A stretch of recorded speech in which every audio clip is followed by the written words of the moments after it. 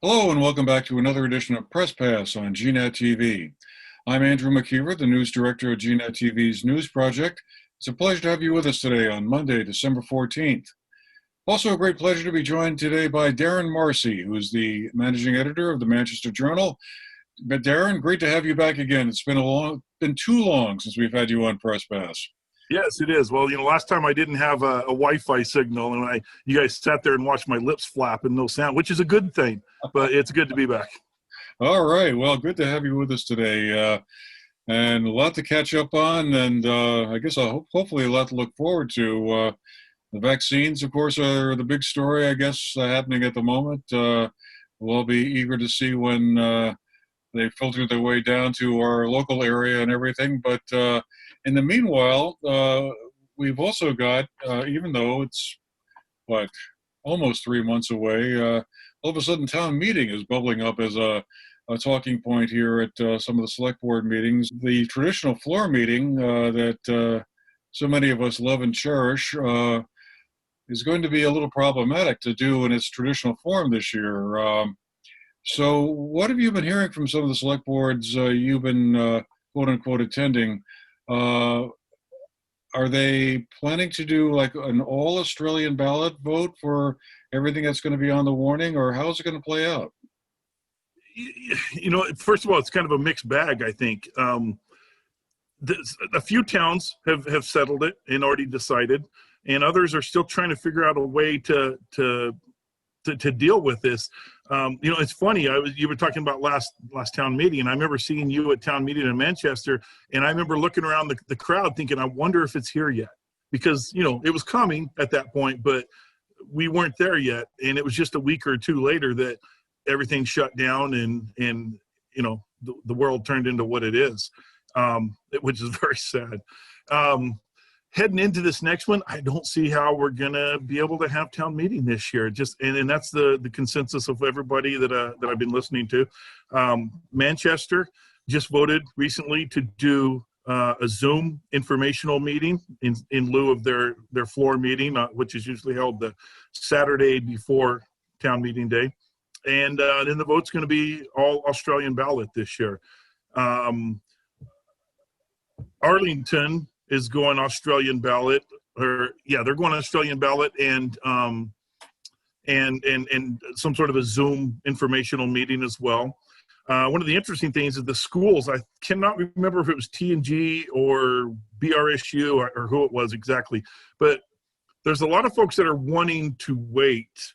They're trying to find a way that they can open a meeting on town meeting day, open the meeting and have one item on the agenda basically, which is put the meeting on pause or, continue it to a later date, and trying to get it into, May or June or somewhere in there where they could do it outdoors and have an outdoor town meeting. No one is really sure if that's going to be allowed, legal, possible. You start getting into deadlines for budgets and tax bills and things like that, and June 1 apparently is one of those dates that town clerks have to have things submitted to the state by, and things like. So there's all kinds of questions that are still being bandied about, but I honestly don't think that anybody's going to be gathering unless maybe Landgrove.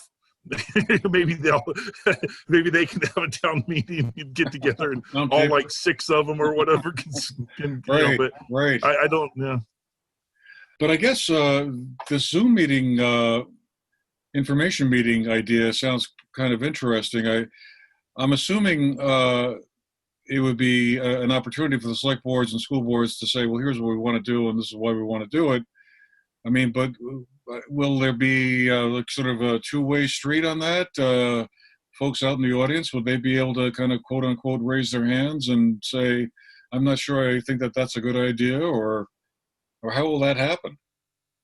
That's, some of that is to be determined. I know everybody that I've listened to talk about this so far have pretty much committed to wanting to have a two-way conversation, but they fully admit that that's going to be tough. I mean, if you've I know you have. I'm not asking the question. You've attended some of these meetings that had large participation, and they can turn into zoos pretty quickly. Even if you only have 15 or 20 people there, you've always got that one person that doesn't mute their mic and their kids yelling in the background, or the birds are chirping behind them or something. That's all you can hear. And this is new to everybody for the most part. Even 9 months later, we're still figuring out how to do this. Yeah, they don't really know. I mean, what does a Zoom screen look like with 100 people on it? Will they get even 20 people? Normally they get like 200 people or so at the Manchester meeting. Will they even get 20 or 30 people interested in attending a Zoom meeting? Well, if they get 100 or 150, how's that going to work? It's going to be a full-time job just muting mics and trying to, give people the chance to speak when it's their turn. There's just a lot of questions to be figured out. One of the things that's fascinated me about this whole topic is I remember a conversation I had years ago. I mean, I want to say easily 10 years ago with a town manager, and we got talking about the whole issue of declining attendance at the traditional floor meetings. Used to be, folklore anyway has it, and sometime in the 19th century, that would basically, the town would empty out and everyone would converge at the town hall or wherever the town meeting was, and it was a whole day long thing and all of that. And in more recent times, we've kind of gotten to a point where, if you get 5% of the checklist out, at the meeting, that was considered pretty good. And raising the whole question of, well, how democratic is that? When you have a small percentage of the population making decisions that affect the entire community. Now we could argue, well, okay, everyone has the right to show up and it's up to them to do it. But so we got talking about how wouldn't it be interesting at some point in the future if you could do it over a computer system or over the internet. You'd have a virtual meeting, to use the modern term, and people could actually vote that way too. And then wouldn't that be easier for everybody who has to, let's say, has childcare responsibilities or can't leave work? They could actually attend the meeting that way, and wouldn't that be great? And we all laughed, yeah, but that'll never happen in our lifetime. So, 10 years later, here we are, where we're not that far away, really, from that exact scenario. So, I think it'll be kind of fascinating to see how it all plays out. It will, and there's been a lot of talk, as you alluded to and mentioned, his town meeting really still a valid thing. I mean, like you say, 5% or so of the voting population shows up and decides for the whole town what's going to happen now, the money that's going to be spent and things like that. Is that still fair? And a lot of people have said this is kind of a test. Is town meeting still worth holding? And is there a better way to do it? I don't know that we'll necessarily decide anything this year, but it'll add some spice to those discussions at least. So. Yeah, that's for sure. Well, we'll all be interested to see how that goes. And I guess on the other question I've heard about this is, well, who pays for if our ballots, the Australian ballots, are voters going to have to come into the town halls and pick up the ballots, or do they get mailed out like we saw in the primary election and the general election this past summer and fall? And if so, who pays for that? That's roughly 60 cents a ballot, probably. If you mail it out to everybody, does that come out of the town budget, or is there state money for this, or how is that going to work? I mean, that could very quickly run up into some real money. I haven't heard any conversation specifically around that. I mean, have you in any of the meetings? Yeah, at the last Manchester Select Board meeting, town clerk Anita Sheldon, she was there and spoke a lot about this. Sorry, Anita, it's terrible names. I have to look everything up. You got too many names you got to keep track of. It's like impossible. Yeah. So anyway, she was very concerned. She pointed out that the last election, the presidential election, they had a huge absentee ballot turnout, and she said it was, there's a lot of money involved in printing ballots, mailing ballots, those kinds of things. and she's concerned about that. Now, I did at a previous meeting that same night, Kelly Payala, got her name. She had mentioned that the governor had just promised some sort of funding to help with mailing ballots or something, but nothing solid or confirmed. And there's talk, at least in Manchester and some places, of mailing ballots to everybody. That seemed to be very popular for the presidential election. Not only do people like it, but they like getting ballots in and being able to pre-count them, so they're not doing it at midnight on election night when everybody's already put in a 10-hour, 12-hour day. So a couple of stories you published in the Journal in recent issues that I thought were incredibly impressive and really interesting, and the two of them were the one about the antigen and the PCR test controversy that exploded here last summer, last July, I guess it was, when the Manchester Medical Center revealed they had run some, I think it was like around 65 antigen tests as opposed to the PCR tests. Walk us through this. You heard of a conversation that took place, I guess it was in August, would have been a month or so after this all had happened, where officials from the CDC and the Food and Drug Administration said, yeah, well, those antigen tests they look okay. It wasn't like it was a bad batch of tests or it wasn't mistakes made.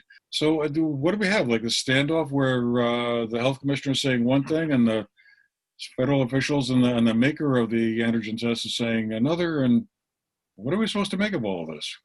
I have no clue. It's funny. I've got some folks on Facebook who are writing me thinking that I'm somehow, in the pocket of the Manchester Medical Center trying to prove their case for them and, work as their I'm just trying to, report the facts as I find them. And I thought this call was very, very interesting.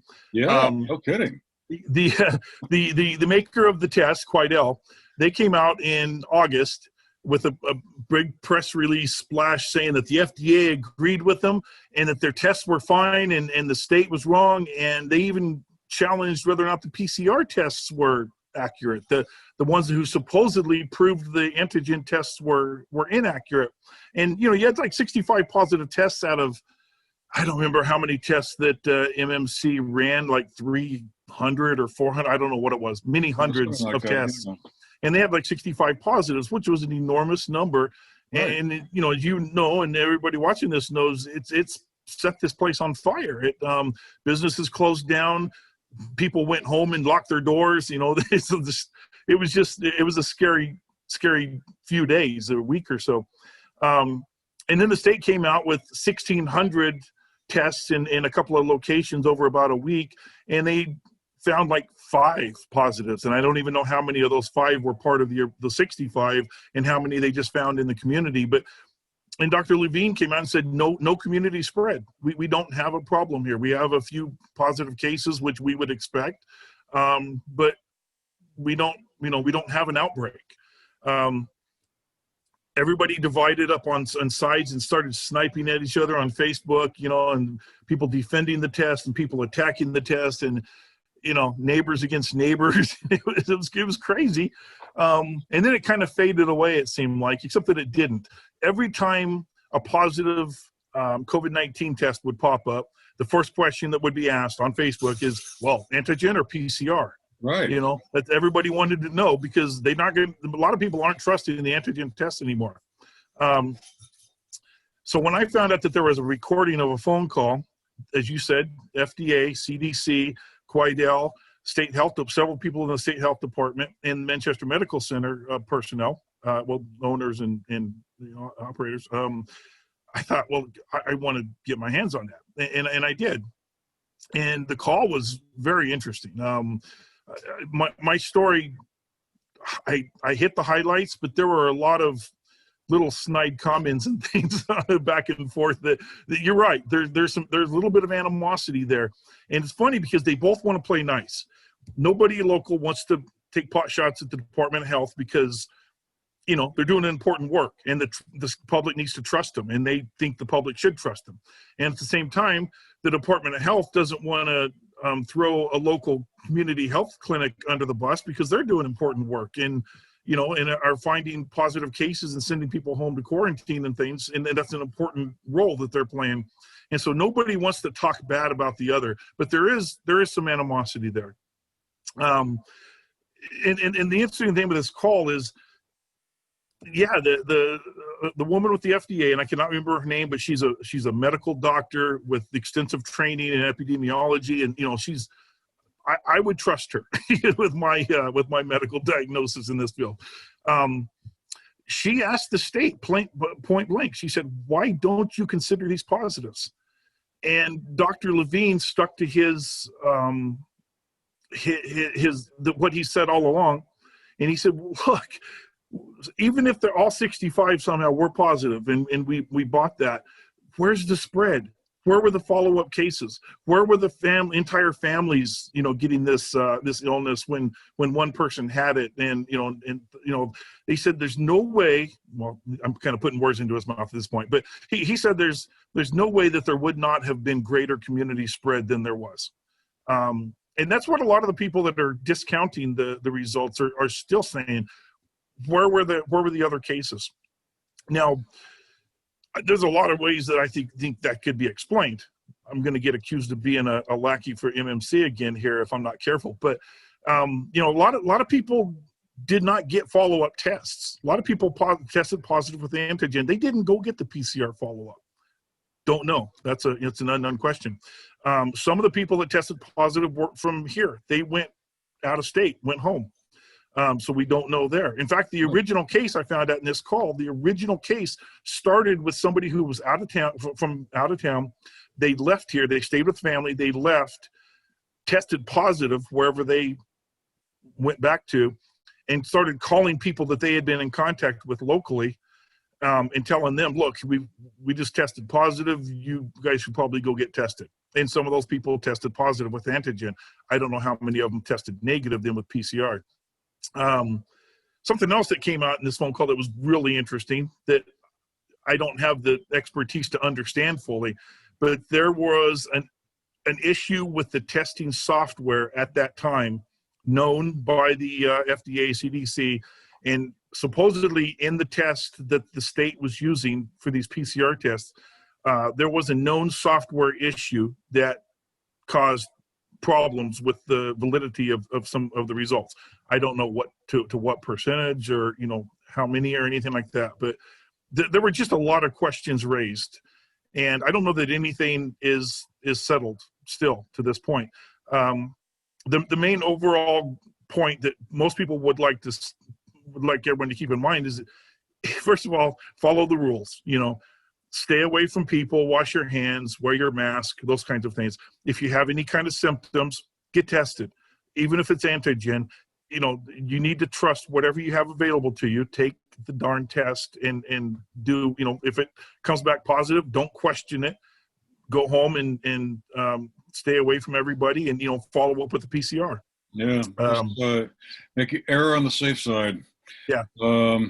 Well, I give credit to the Manchester Medical Center for trying to be proactive. I mean, if they got 65 positives, I mean, they obviously felt like they needed to talk about it and say that and get the word out, because how horrible it would have been had that led to one of these super spreader situations where you had hundreds of people infected because nobody knew.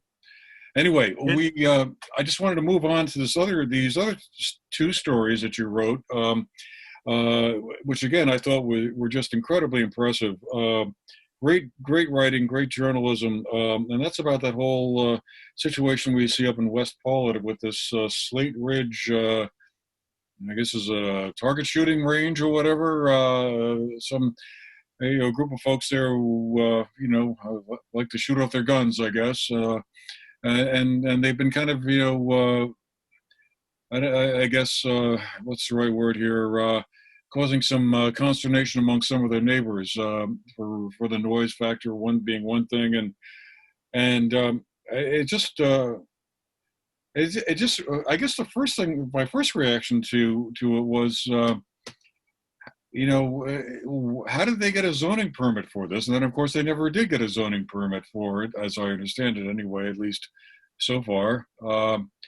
So what is going on with that? And what has been the follow-up to that? Are they still kind of quote unquote in business and able to kind of just do whatever they were doing, even though they don't have a local town permit for it? Yeah, well, I was going to say it's interesting, but it goes beyond interesting. It's kind of nuts if you actually ask. And I'm not talking about the shooting range is nuts. I mean, talking the whole situation. Yeah, the whole situation. Yeah. Yeah, the whole thing.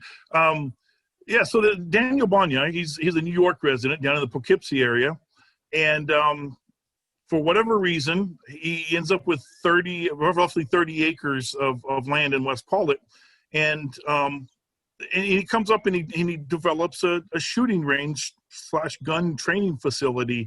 This isn't your usual sighting your 30-30 for deer season type range. This is more of a tactical type of a situation.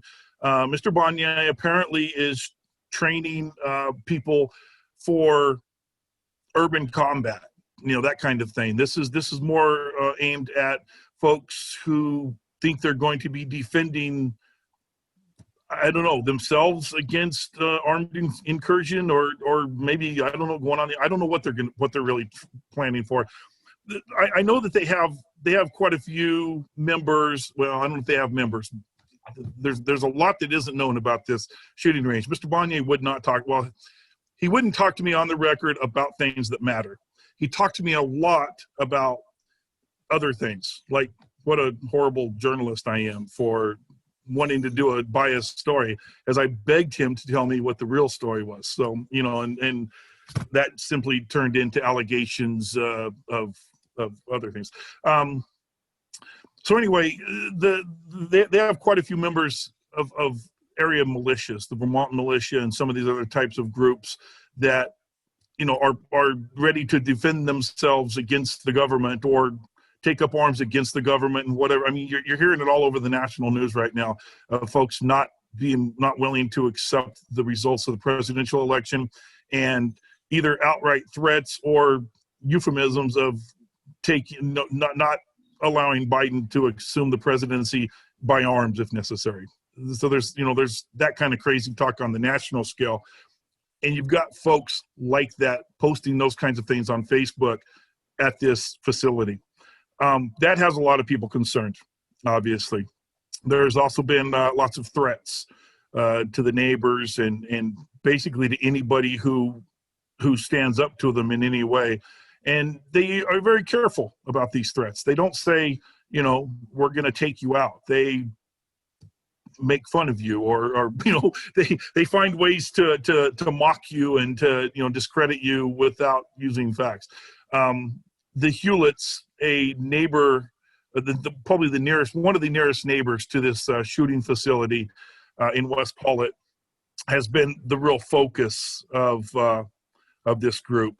And the Hewletts and several other sets of neighbors have been going for years to planning boards and select boards and things, trying to get the town to do something about this.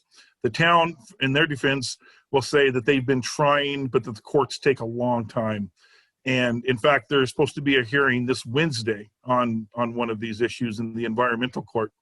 They have not been to the facility to even see what's going on there. And part of that is because allegedly they're scared. They don't know what a group of armed guys who are issuing threats are capable of, when they're just trying to find out how to assess the property. Mr. Bonya has allegedly put $1 million into this facility, according to one statement, but yet it's not, assessed anywhere near that. Of course, it's assessed basically as blank land, even though it has a building and other structures on it now. The folks who go to the shooting range or whatever it is, are they like locals, or are they out-of-staters, or where are they from, and how many people are we talking about? No idea. Videos and photos on the Facebook site show several dozen in some cases, other times just 2 or 3. I know that they come from throughout the region, from Massachusetts, New York, upstate Vermont. They're not like Paulet and they're not local Western Rutland County or Bennington County residents, and they're coming to train tactically. They're training to shoot out of vehicles. They're training how to assault vehicles. They're training, that kind of stuff. How to evacuate somebody who's been injured. And they're not. These aren't 9mm and shotguns that they're shooting. They're what some people refer to as assault rifles, but they're semi-automatic, guns with high capacity magazines and things like that. Which it's interesting because the neighbors say, look, this is not a gun issue. We're not afraid of guns. We like guns. We shoot, we hunt, we shoot competitively. One set of neighbors goes to Massachusetts and is a high-level shooting competitors, down there and stuff. They say that we're not scared of guns. That's not the issue. But they're tired of the what they consider threats. A couple of deer hunters on land next to the shooting range were what's the right word? Somebody from the property introduced themselves loudly and threatened them.